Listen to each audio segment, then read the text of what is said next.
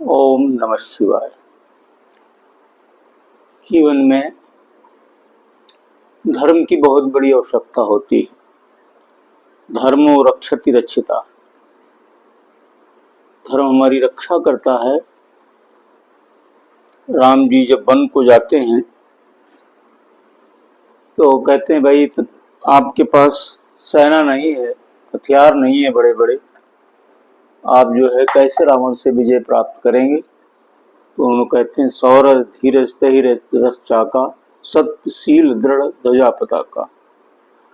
तो ये जो शौर्य धैर्य और शील, नैतिकता और सत्य, ये धर्म के पहिए हैं, धर्म रूपी रथ के पहिए हैं, जिसके ऊपर हमारी जीवन रूपी यात्रा चलती है और उस यात्रा को मंजिल तक पहुंचा सकते हैं। और कहते हैं सत्य में हजार हाथियों का बल होता है। ईमानदारी और सत्य जीवन को महान बनाती है। पहले बड़े बुजुर्ग लोग कहा करते थे कि अगर ईमान चला गया तो सब कुछ चला जाता है। इसलिए ईमान और धर्म को लोग नहीं छोड़ते थे। कई बार अभी भी घटनाएं देखने को आती हैं कि बस अड्डे के ऊपर नोटों से भरा हुआ बैग मिला, मेरठ के बस अड्डे पर मिला था एक बार। तो ऐसे भी कई घटनाएं हुई हैं और उसको सुरक्षित रख लिया गया और खोला गया, पता चला कि जिसका है उसको वापस कर दिया गया। तो ये ईमान और धर्म जीवन को, राष्ट्र को, समाज को मजबूत बनाता है। लेकिन आज के समय में ये जो धर्म है उसका स्वरूप बदल गया है। केवल पूजा पाठ करना, मंदिर जाना, मंदिर बनाना ये धर्म नहीं है। धर्म के स्वरूप को हमको समझना पड़ेगा, जिस पर विश्वास करती है समूची मानवता और जनता। जो लोग भगवा कपड़े पहन लेते हैं उनको श्रद्धा से प्रणाम करती है, मान लेती है श्रेष्ठ लोग हैं, ये भगवान का आचरण करते हैं, भगवान के रास्ते पर चलते हैं, तो गलत हो ही नहीं सकते हैं। और परंतु कथनी और करनी अलग हो तो उनके ऊपर भी आघात लगता है, चोट पहुंचती है। तो जो परंपरा हमारे देश, समाज में, दुनिया में बनी हुई है धर्म के प्रति, उसके स्वरूप को समझा जाए।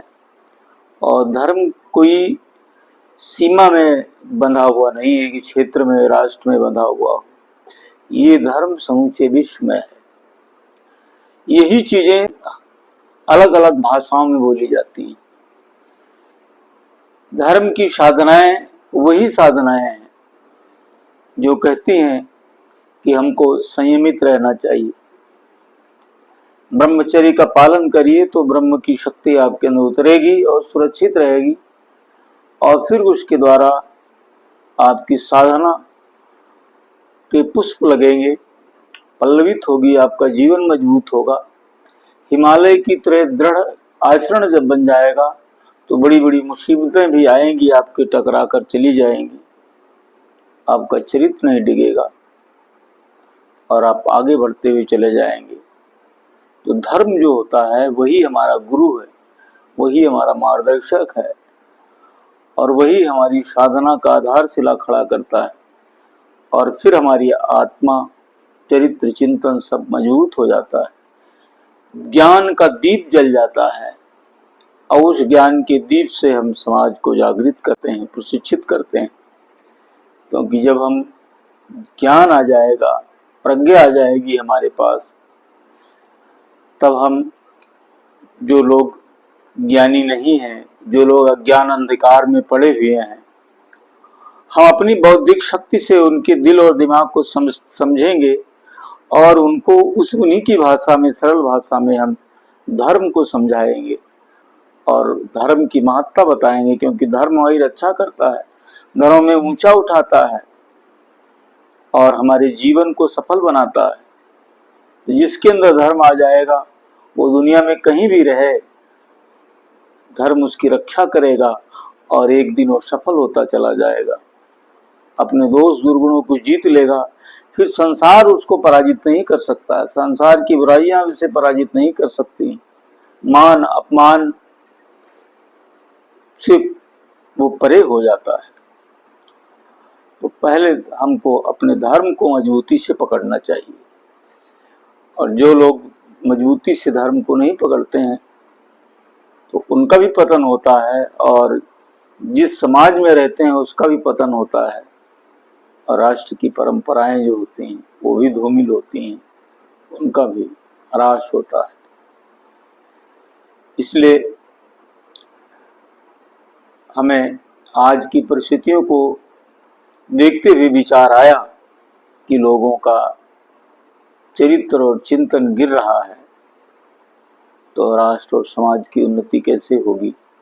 इसे मजबूत करने के लिए तमाम महापुरुष आए और अपने देश को आज़ाद कराया, और देश में प्रचार प्रसार किया, नैतिक चेतना का विकास हो। महात्मा गांधी से लॉर्ड इरविन ने कहा था कि भाई अपने देश को क्यों आज़ाद कराना चाहते हो, हम तो बड़े अच्छे से सेवा कर रहे हैं, सिस्टम को सुधार दिया और विकास कर रहे हैं। कहा नहीं, हम देश को इसलिए आज़ाद कराना चाहते हैं कि हमारे देश में नैतिकता है। वो नैतिकता जब स्वतंत्र होंगे तो सबके दिल और दिमाग में आएगी और उसका आचरण करेंगे, और फिर समूची दुनिया में फैलेगी, और दुनिया में जब फैलेगी तो समूचा विश्व एक परिवार बन जाएगा।